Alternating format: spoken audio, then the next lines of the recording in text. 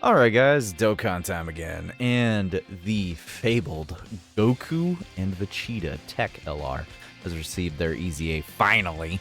It seems like forever. So on the right side of the screen, we have builds. We have 55% builds starting off. I do want to go ahead and note to y'all, he does have special orb equips that you can get from the memorable battle stage movie edition. I believe you get it on the 7th or 8th stage of that fight. You will have to do certain requirements for it. At the moment, I don't know what those requirements are. But these are the orbs you can get. You can get a level 8 defense orb, you can get a level 6 dodge, and a level 2 defense equip. And then you can get a level 6 additional and level 2 defense gold equip, which is very good, which is absurdly very good. I would say that these are very good equips. You should equip them all. Unless you have a very specific way you want to build this unit, like let's say you want more additional because you want to stack more, because this unit does stack, and you want to just say, you know what, I don't need that level 2 defense, I don't need the dodge, I can give him the additional. I can totally understand and see that.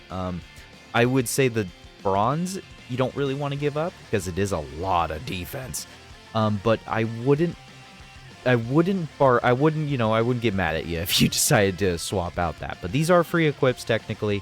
They are infinite equips, so go ahead by all means, take them off, put them on, try them out. So we're gonna go through the builds real quick, and then we'll go over the unit discussion, defense, rolls, etc., etc. So the 55% options are up to you. I feel like Goku Vegeta is primarily an additional based unit, especially starting off in their base. They really want to get additionals off so they can build up attack as much as possible. Or you can just give them their normal special equips, which is completely fine. It just puts them into more of a defensive role more than boosting up before they transform into Gogeta, where they will gain a crap load of attack based on their additionals that they've thrown out. With that being said, like I said, you can build Gogeta for more of a defensive-oriented build, which is completely and utterly fine. It does work for him. He is a defensive unit, I would feel. He can do very good damage, but it's very RNG heavy based on how many turns you can get his 18 key and additionals going off. So I do feel like he does benefit from additionals, especially once he transforms into Gogeta, though, because he will have automatic crits. I will spoil that about his kit. As far as his roll tips go, like I said, he is primarily a defensive unit. He can do damage. I would not go off and say he's a damage dealer, though. Primarily, this is a unit that can tank just about everything in the game, almost everything in the game, and he's just a juggernaut. As far as his teams go, he has several teams that you can definitely be utilizing him on. Primarily the Fizz Trio for maximum defense increase, of course, Kamehameha. I threw Super Saiyan 3 Goku and Vegeta onto here because I would like some variety. Super Saiyan 3 Goku is one of my favorite units of the year, and so is Vegeta. Both of these have very solid teams for Goku and Vegeta to be on, and are actually pretty decent-esque partners. Vegeta primarily is a very good Super Saiyan partner, which is what this unit is primarily, as a Super Saiyan unit, which is why Gohan and the Goku Vegeta, Super Saiyan Vegito, and of course the Fizz Trio are all perfect partners for this unit. As far as slot positions go, I feel like in base they are definitely safer in slot 2. They can get caught a little bit in slot 1 in their base, I feel. But once they transform into Gogeta, 100% can stay in slot 1. He tanks everything, does crazy, decent, good amount of damage.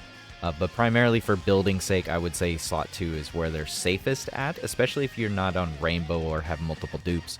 If you have 55% Goku and Vegeta, I would highly suggest you keep them in slot 2 until they have built up a decent amount, and then you can transform into Gogeta and be super safe and dominant. So, with that being all said, I'm going to go ahead and loop this on the side. We're going to go over his kits and everything, defense.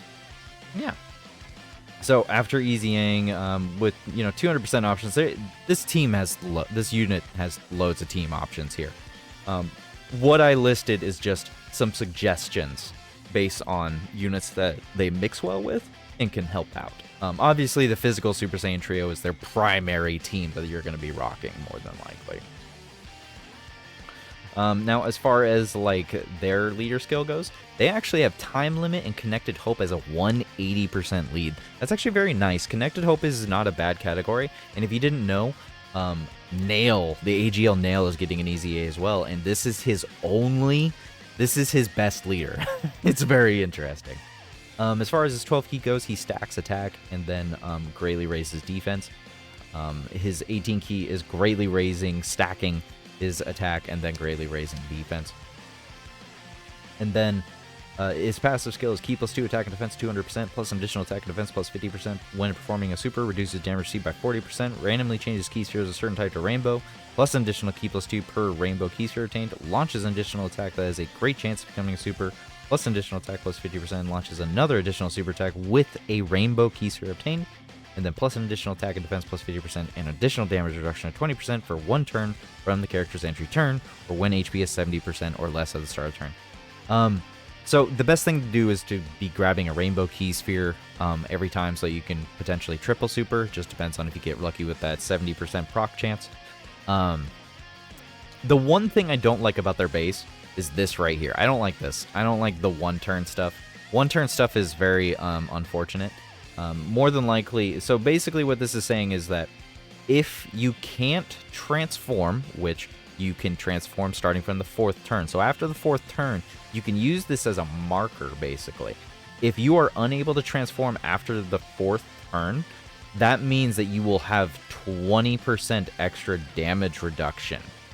So it's very interesting way to kind of like track your damage reduction. So you have 40% right here, which means if you if you know you should have the ability to transform, but you're below HP, that means you, yeah. But anyways, Saiyan Warrior Race Experienced Fighters. His links are pretty good, but they're not crazy. You know, Saiyan Lineage is good, Shocking Speed, Prepare for Battle. He's on quite a few categories. I have nothing to complain about there. As I said, the GOKU VEGETA is the best partner. The GT and Z-Bomb duo are very good partners for him. Now, I'm not saying they have aged or anything like that. It's just, I don't know. I tried to point out units that would really synchronize with the rest of the team, and sometimes you can lose a bit of synchronization here with the GT Bomb duo. I also didn't want to include too many units as partners that had to stack, and the GT Bomb and the Z Bomb duo both also need to stack. You got to keep track of all of the units that need to stack. It's really important that you try not to split it up too much. With, you know, you mix units up that both have to stack. Mind you, Goku and Vegeta here don't have to stack, but it helps them out immensely. So moving on to Super Gogeta, once they actually transform into the fusion, they then greatly raise attack and defense on 12 key and greatly raise attack and defense for 3 turns on their 18 key. So the only way you're going to be able to get that like perfectly stacked is that you super attack 18 key 1 turn and then super attack the next turn, and you constantly have that 1 extra stack on top of you. He does recover 30% HP once he transforms. Key +5 attack and defense 250 plus an additional attack and defense plus 77% when performing super. Performs crits. I don't know what the is with this game and giving TEQ and STR units crit. It's so weird. Reduces damage received by 40%. Randomly changes key spheres to rainbow key spheres still. Plus an additional key +3 per rainbow key sphere. Plus an additional attack plus 77%. Launches an additional super attack and guards all attacks with a rainbow key sphere obtained. So just keep in mind that when you use this unit, they have to have at least 1 rainbow key sphere. If you do not give this unit a rainbow key sphere, it will feel dramatically weaker. Be very wary of the stuff you see on the internet, because sometimes some people like to manipulate this kind of thing. Plus an additional damage reduction of 40% and foresees enemy super attack before attacking for 5 turns from the character's entry turn. So for 5 turns, basically, I would say this unit is invincible. So be very careful when you transform them, because it's only for those 5 turns. You will feel dramatically weaker without this extra 40% damage reduction. It is very noticeable. It will be very noticeable. This unit doesn't have guard. And that is the thing that makes a lot of units feel OP defensively, is that they have a mixture of guard and damage reduction. Beast Gohan, for example, and Janemba both have that kind of thing. Same thing with Int LR Broly. They all have mixtures of guard and damage reduction, and that stacking of those abilities really helps. In the case of Gogeta, he has a lot of damage reduction, which makes him feel very tanky and very good. But once you lose the 5 turns here, or if you didn't collect the Rainbow Key Sphere, you can definitely start feeling some pain here. I take it back, I'm sorry, he does have guard, he has guard. So you want to get the Rainbow Key Sphere, and you want to be within the 5 turns, and that's when he feels really, really good. If you're missing one or the other, he's going to feel weird. When an enemy is hit by the character's 18 key super, he can nullify unarmed super attacks directed at the unit. I both like and dislike this ability, and I have forever now. A lot of the time, frame 1 supers, you know.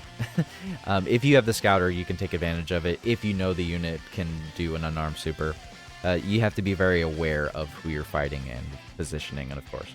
He does have a 50% chance of dodging just straight up on super attacks, not normals, super attacks only.